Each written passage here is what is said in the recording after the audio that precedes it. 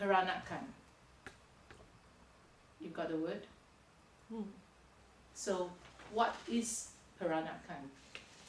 It is a Malay word or an Indonesian word. It just means give birth. Okay? Peranakan actually comes from, the root word is anak, A-N-A-K. And in my terms, I'm going to talk about Peranakan as the birth of a new race. So who are these Peranakans whom I'm going to talk about?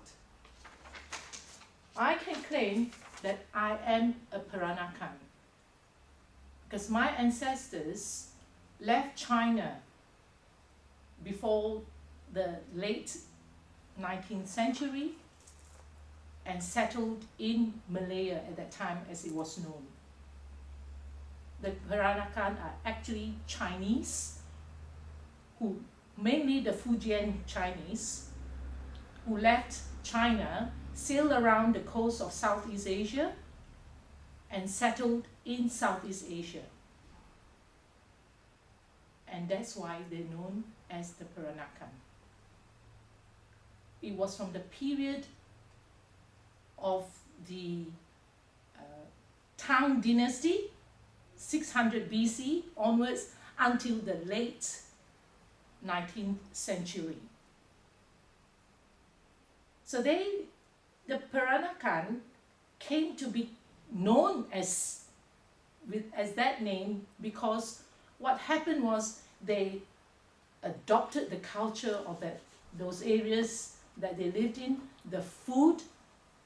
There was a lot of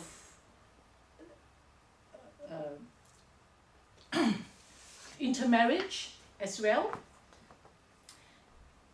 But I'm not from that intermarriage, but we're still known by that name. And it is a dying race. Now, why did they leave China? They left China during the Tang Dynasty because the country was very short of space. The country was flourishing under the Tang Dynasty in the late 600 to the 900 BC. They was very short of space and they had to go to other countries to look for places to live in so that they can flourish. And then until the Ming and Qing dynasty, suddenly all this was stopped.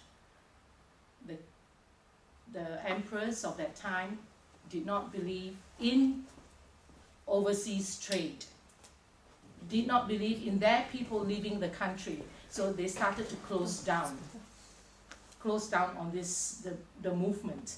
So what happened was, during this time, those immigrants started to flourish because before it was shut off, China was shut off during the Qing dynasty, there was a lot of trading between Southeast Asia and China. And then the British came to settle in Penang.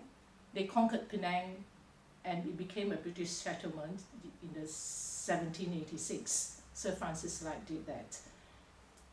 And because of the Britishers, there was a lot of trading with India, China, and Southeast Asia.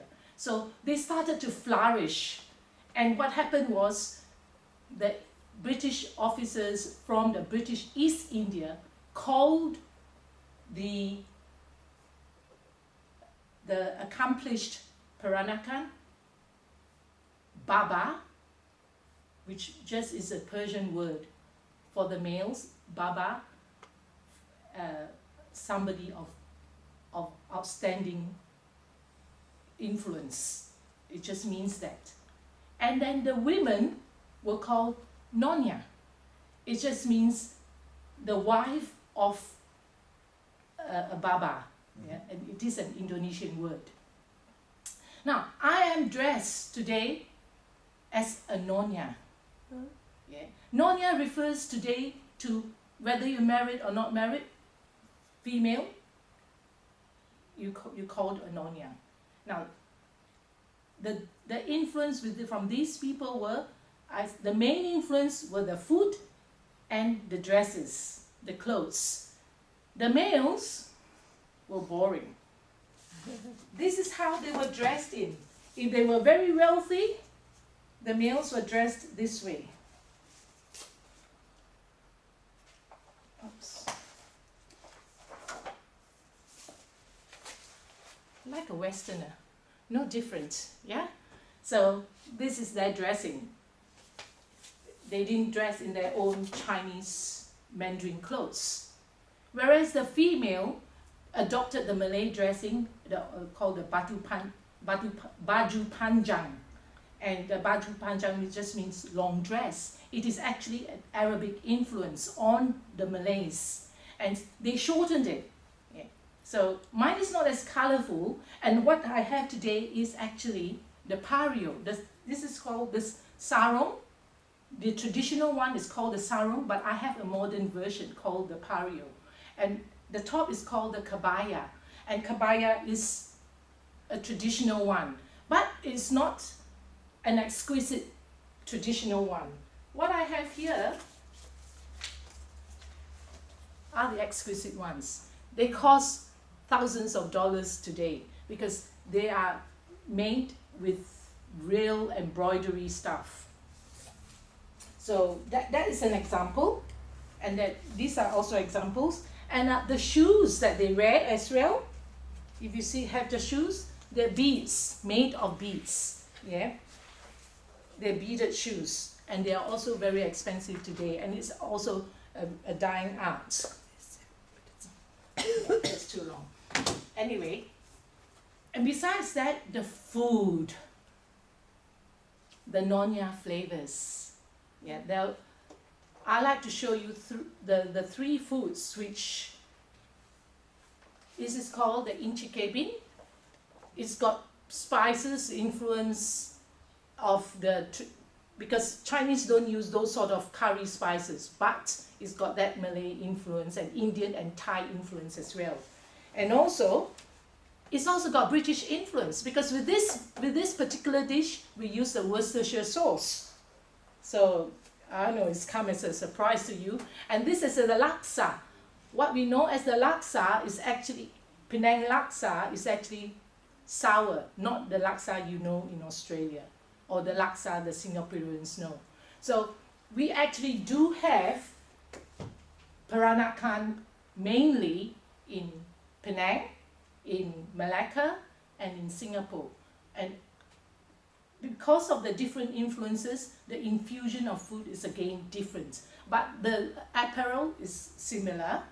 And so we didn't adopt their culture or as in the religion. That's very interesting. We still had our own religion, the Taoism, our own Confucian philosophy and Buddhism, those sort of things.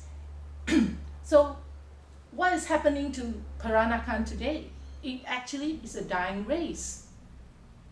And the culture is dying away, but the food still remains. And there is a revival of them, which is why this book is produced, and also the Nonya flavors are produced. And also, I know in Singapore, they also have come out to it. There's actually a book called The Straits Chinese, which is actually Penang, Malacca, and Singapore.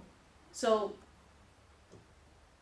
Peranakan is actually, the birth of this race has a lot of influence throughout Southeast Asia. We're still mainly Chinese. Some of us have intermarried. Most of us have not. But we have adopted a lot of Malay culture, some Indian, some Thai culture.